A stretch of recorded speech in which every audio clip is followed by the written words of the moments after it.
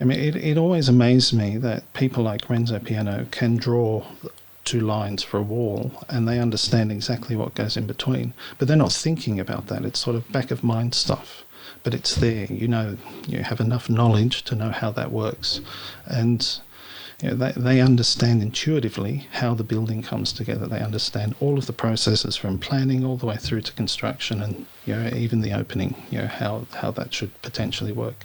I mean, you don't talk about the opening at the beginning, but you sort of go through the process to get there. Architects Abroad, a podcast brought to you by Brickworks Building Products.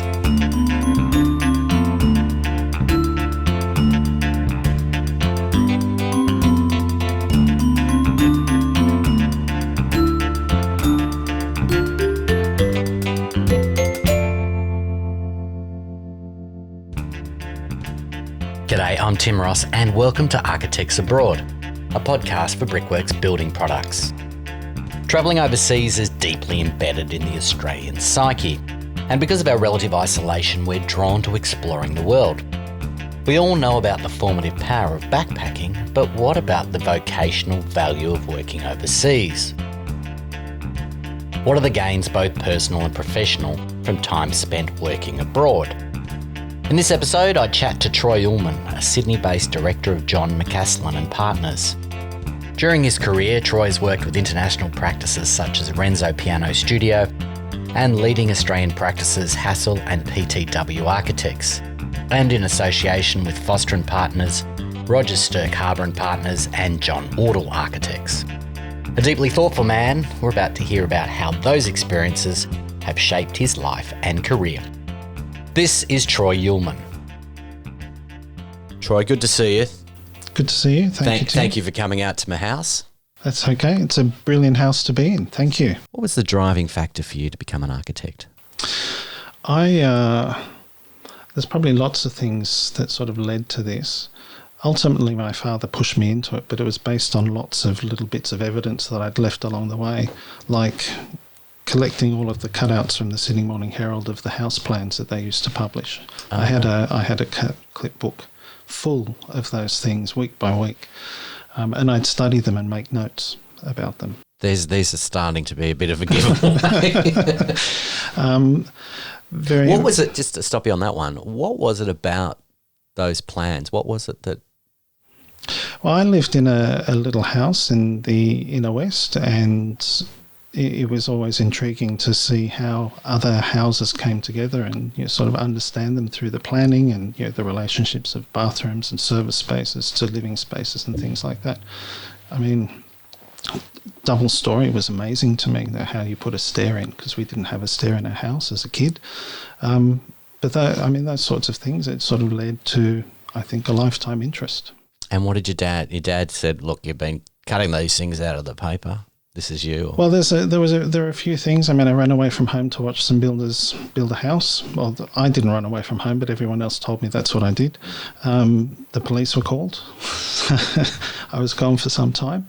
And my mother used to be a print worker on the Sydney Opera House construction site, and she'd bring home all of the dodgy plans that didn't quite work out from the printing process, and I'd sit on those as a toddler, one-year-old sort of kid, scribbling all over those and sort of building up all of that evidence. My dad said, you should go do this. Oh, fantastic. He was an engineer. I think he was disappointed that he was pushing me into architecture and not engineering, but I think it was clear. Yeah, and what was the pathway for you after university?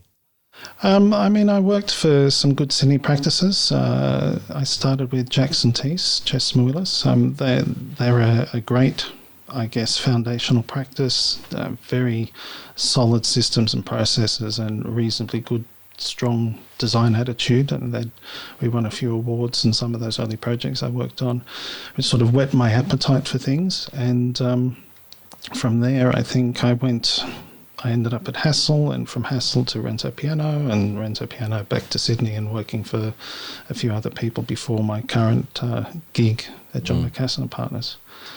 And what's the lure of overseas? I mean, it's a very strong lure, and I think some people approach it as the first thing they should be doing. But I prefer.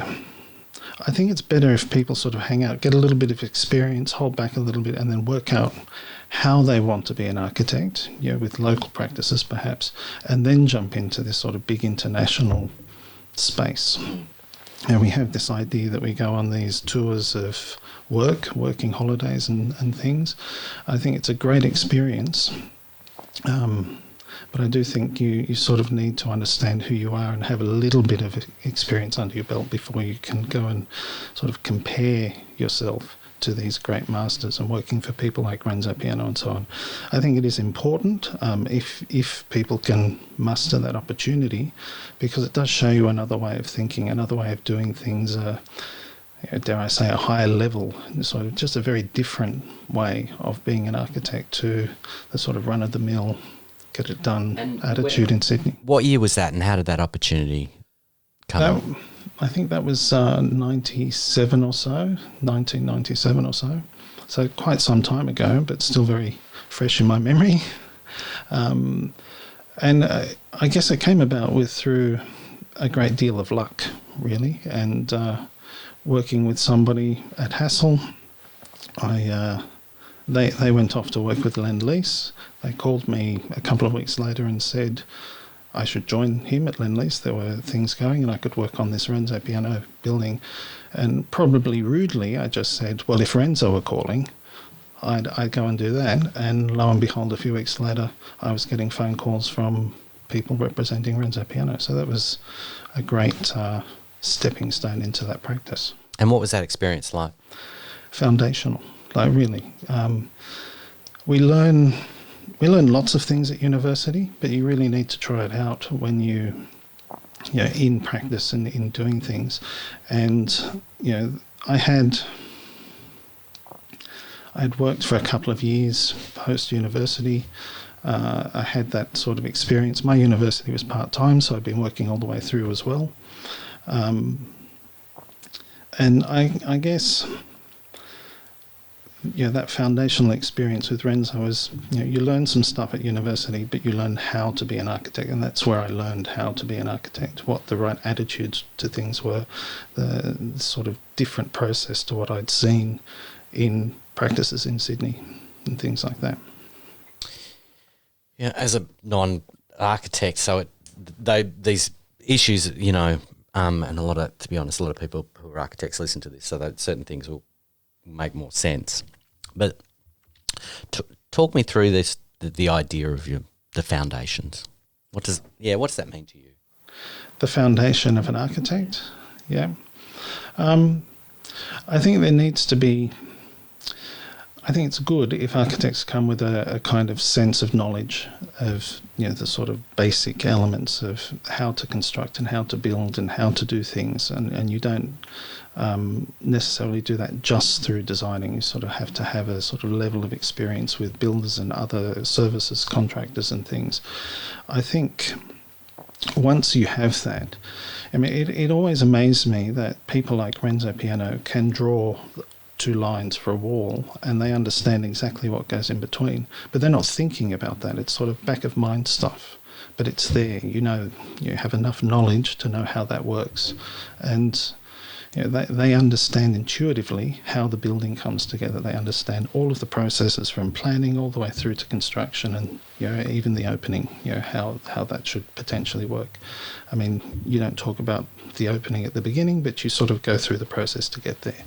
I think with that sort of foundational knowledge, and that's also in design and understanding what other architects have done in the past, all of those sorts of things, I think, sort of come together in through our learning and our continuous learning about how buildings should work, and how really it's about the experience of the building and how it impacts on the people who use it.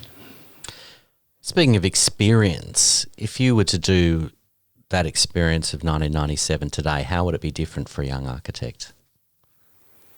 Well, there'd probably be a lot more emphasis on computers than what we had then. I think the sort of digital process, I think, is a lot stronger. We certainly use a lot more digital tools in our toolkit in the work that we do today than what I was doing years ago.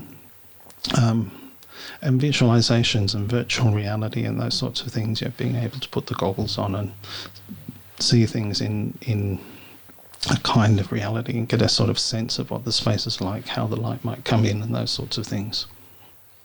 The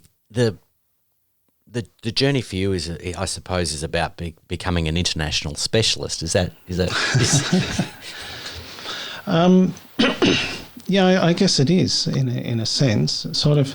Well, an international specialist, but one of the roles that I had to take on at the building workshop, Renzo Piano Building Workshop, was sort of understanding the Australian construction code. So we were working with Renzo, international architect, on an Australian project, and that international project needed to relate to Australian construction codes and standards. So part of my role was to make sure that that's what was happening. There are lots of checks and balances, so it wasn't just me doing that thing as a exceedingly young architect, but I did appreciate the experience. But it leads to a kind of understanding, I guess, of different approaches and different cultures and how to work in one place or another, and sort of understanding that not everything is the same everywhere. So we might, humans might be the same everywhere, and we have the same aspirations, and we all love our children, and we all want to get on and just have the best lives we can have. But I guess the sort of compliance process, the statutory processes around that, all of those things are subtly different everywhere. And I guess my process has grown to sort of understand how to communicate those differences and make sure that our projects are complying wherever they happen to be. Compliance isn't part of the sexy world of architecture. Well, it's not, but you don't have fantastic design without compliance. So see, there you go. You've got to have, as I say, these things have to be intuitive. They have to sort of be back of mind stuff, so that all you're thinking about is the design, and you know that when you've drawn that line, it's a compliant line, and it's going to work structurally and intuitively, and it's going to do all of the things we want it to do for the people and users of that building. You are listening to Architects Abroad, a podcast for Brickworks Building Products. If you want to see any of the projects mentioned in this podcast, head to the gallery at the Brickworks YouTube channel.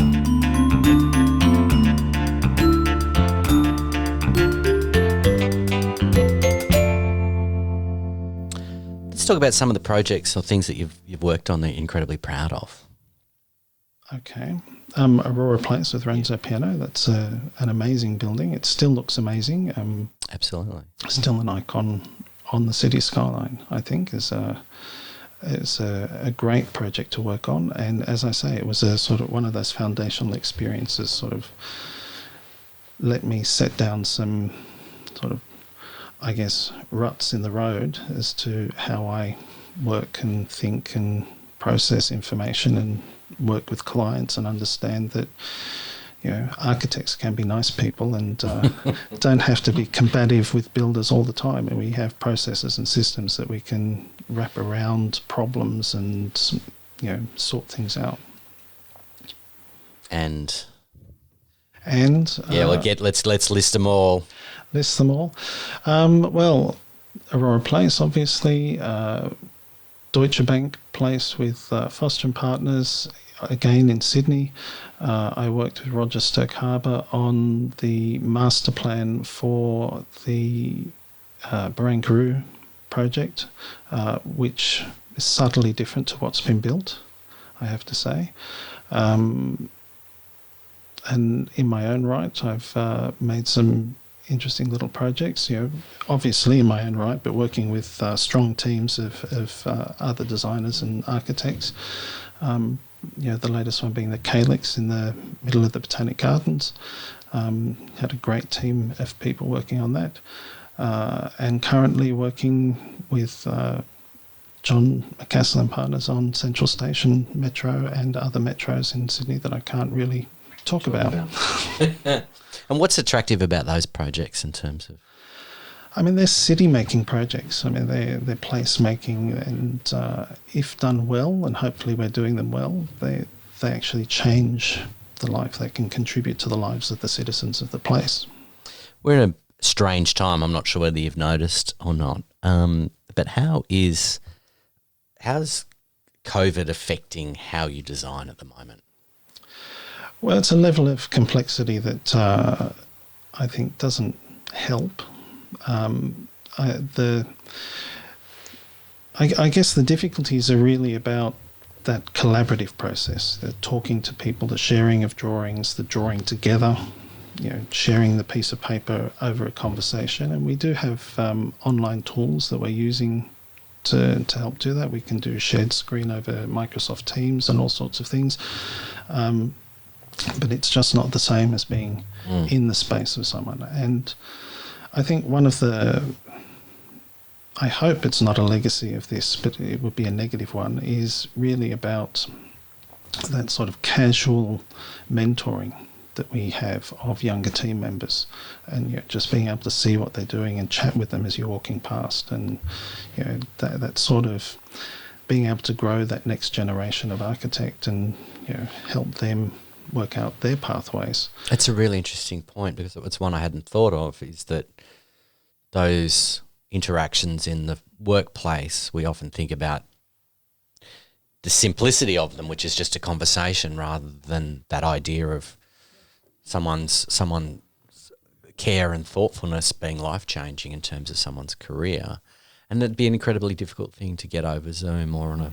Yeah, it doesn't quite work. I mean, it then becomes a very formal thing, because you have to set up the meeting, you have to attend the meeting, it becomes a meeting with an agenda and outcomes that have to be followed up and those sorts of things.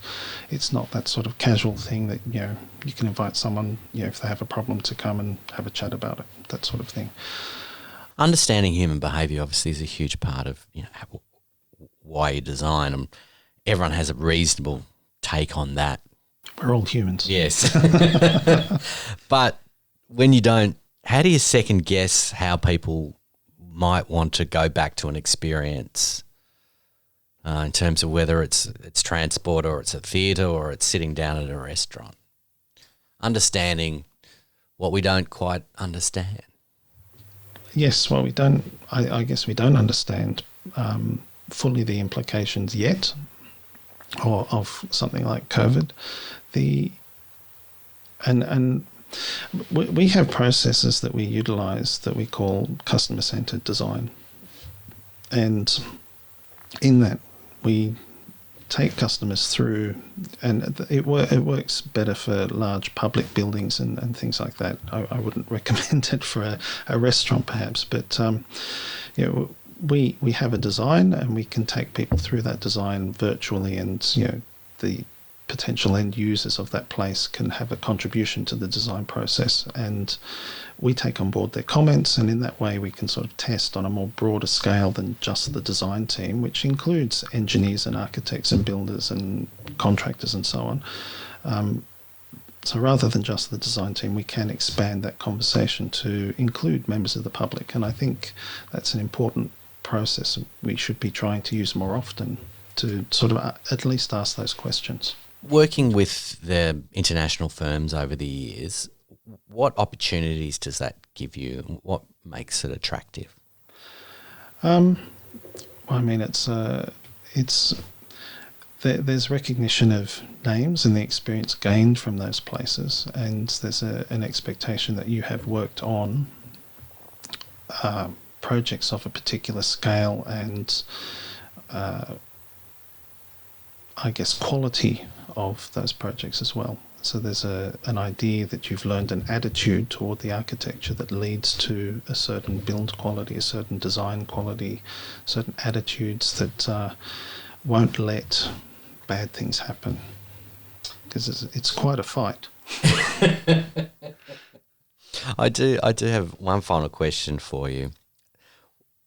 That kid who grew up in the inner west of Sydney, who sat on the old drawings of the Opera House, how does it feel to make your way into the city and see the things that you've worked on the skyline?